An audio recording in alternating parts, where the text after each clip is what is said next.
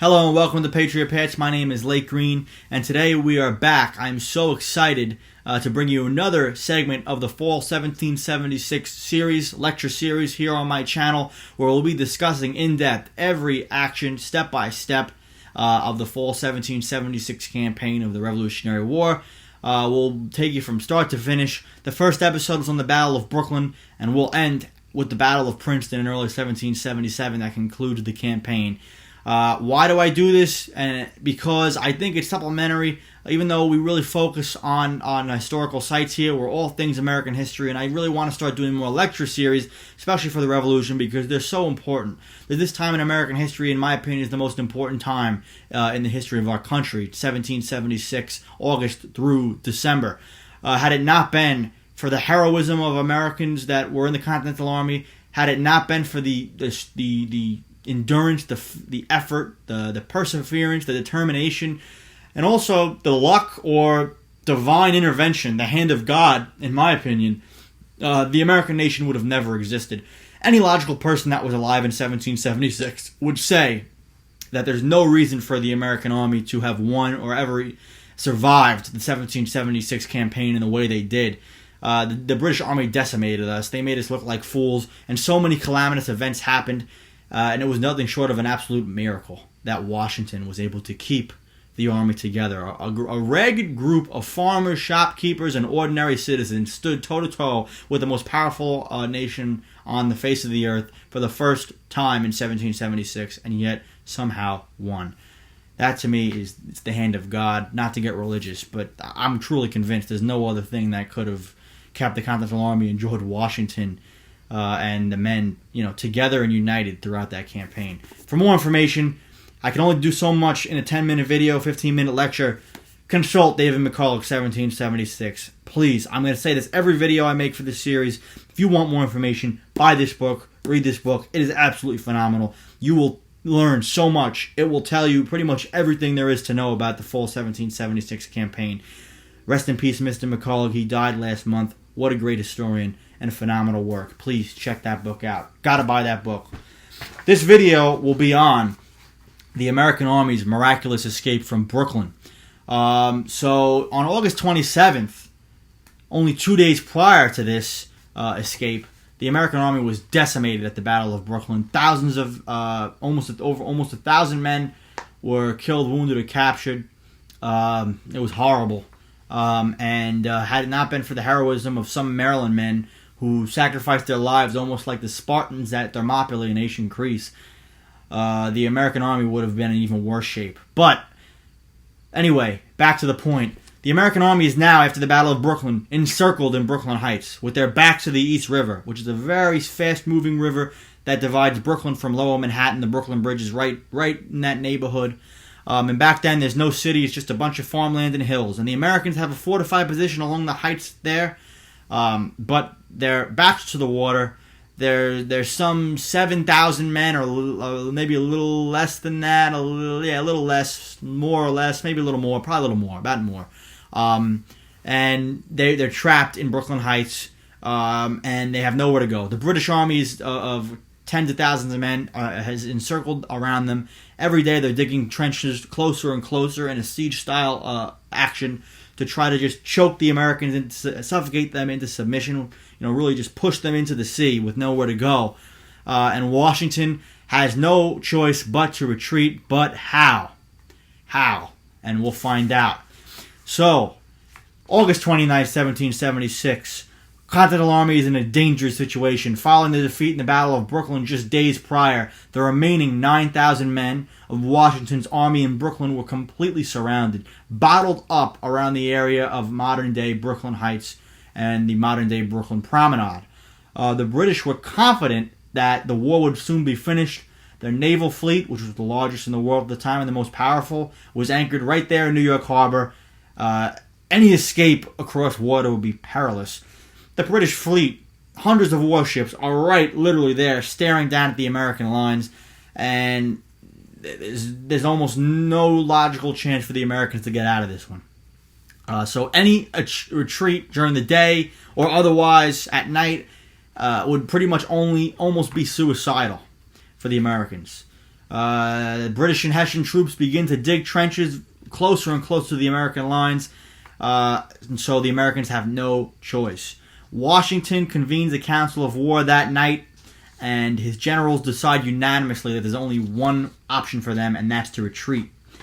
So Washington quickly orders all the boats brought across from Manhattan to Brooklyn, and pretty much the American men begin their retreat. Their army was so weak, they're low on ammunition, low on supplies, and to make matters worse, there's pouring rain for days. So the ground is like mud. The American gunpowder at the time is not modern weaponry. You have black powder, all wet. So now they can't even fire back at the enemy if the British were to attack them. They have nowhere to go. It's almost hopeless. And Brigadier General Thomas Mifflin of Philadelphia, a prominent Philadelphian, I think he was a merchant, proposed the plan of retreat.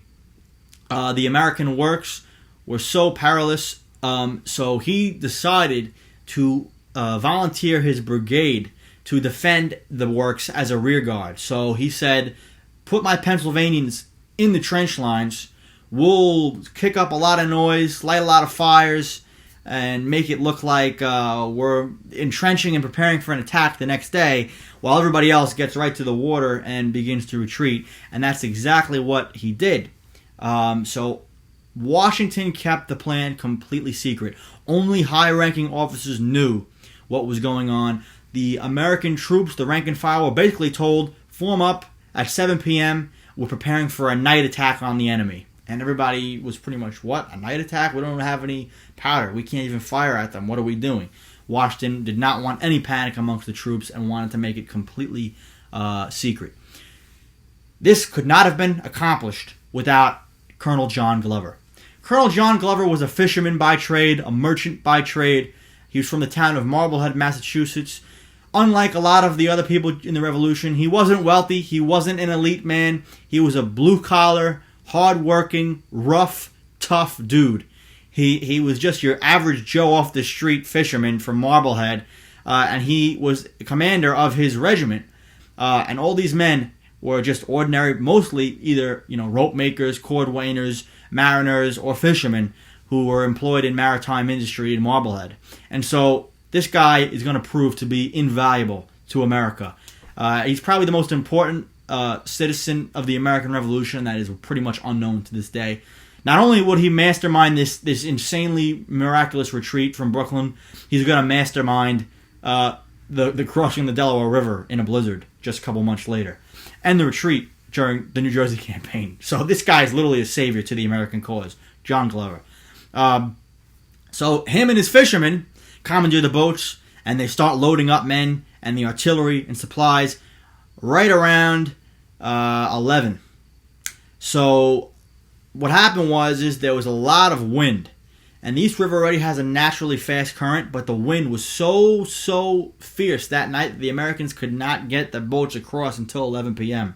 because they're all rowboats at the time, so it's very perilous. So the East River has very fast currents to begin with, but this was even more dangerous for them. And the wind was actually blowing from the south to the north, which was from north to south. The wind was blowing from north to south, and that's why the American men could not launch their boats until 11, because they were afraid that the wind would push the boats so far off course that they would push the boats into New York Harbor, right into the British fleet, where they'd be blown to smithereens like nothing. But the wind died down just enough that these experienced mariners were able to start transporting the men across to Manhattan, lower Manhattan, around 11 at night. Already behind schedule, the Americans worked frantically. Washington had 8 or 9 hours max to ferry an entire army of 9,000 men across with heavy cannons, rations, ammunition, and other supplies. And had it not been for John Glover's men of the 14th Continental Infantry, these tough fishermen from Marblehead, it would have been a disaster. Miraculously, whether by luck or the hand of God, the sun rose early, and Washington's men were still in the process of retreating. And so Washington had another couple thousand men to get across the river, and a lot of supplies. And so he said, oh no, we're screwed. The sun's going to rise, the British ships are going to be right there, and we're not going to have anywhere to go. Lo and behold, whether it's God, whether it's luck, whatever it is, boom, there's a massive, massive fog that, strangely enough, covers the entire harbor, covers all of lower Manhattan, and covers part of Brooklyn, so the British can't see. But where Washington's men are leaving, there's no fog. You can't explain it, folks. The Americans get clear visibility, but yet all around them, the enemy is shielded from their movements. And by the time the British realize that the Americans are not in their trenches and frantically order a charge up the heights and down to the waterway, the Americans are gone. It's actually reported that the last boats were leaving as the British reached the shoreline. Some British soldiers take a couple cheap shots at the retreating Americans across the water, and it actually is rumored that Washington himself was on the last boat, which would make sense. And he just stared at the British defiantly as they fire a couple shots at them as he sails away to Manhattan. The British Army, which thought they'd pretty much won the American Revolution right then and there, were completely dumbfounded. They had a triumphant victory in Brooklyn, but in just a matter of days, they had went from bottling up and cornering the American army with nowhere to go, and yet Washington and his shifty, ragged, cunning men are able to retreat across the East River into lower Manhattan with Mother Nature's help. Whether it's God, whether it's luck, who knows? But the fog that shrouded New York Harbor and concealed the British, the most mighty navy in the entire world at the time, and the British troops from their movement, saved the American cause. Thank you so much for watching. Stay tuned for more. This has been episode 2 of the Fall of 1776 series on Patriot Pats. Have a wonderful day.